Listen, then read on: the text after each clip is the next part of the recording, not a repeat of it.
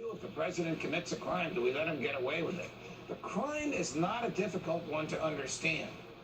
Obstruction of justice, the statute making obstruction criminal, prohibits interfering or attempting to interfere with a criminal prosecution or an investigation that the government's conducting. So when Bob Mueller said the President of the United States did about a dozen things to slow down, impede, negate, or interfere with the investigation of his campaign or of his former national security advisor, General Michael Flynn, that's a serious allegation of criminal activity.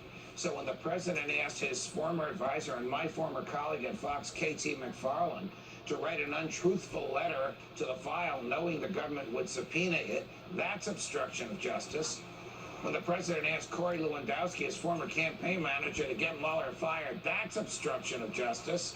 When the president asked his then White House counsel to get Mueller fired and then lie about it, that's obstruction of justice. When he asked Don McGahn to go back to the special counsel and change his testimony, that's obstruction of justice. When he dangled a pardon in front of Michael Cohen in order to keep Cohen from testifying against him, that's obstruction of justice.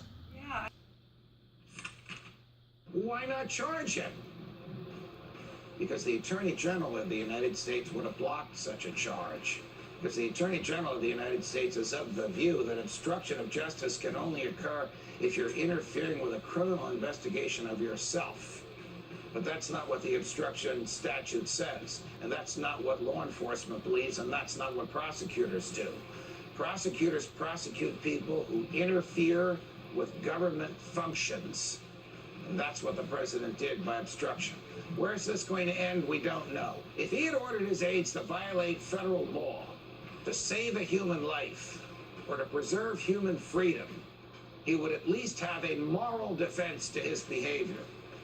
But ordering them to break federal law to save him from the consequences of his own behavior, that is immoral, that is criminal, that is defenseless, and that is condemnable.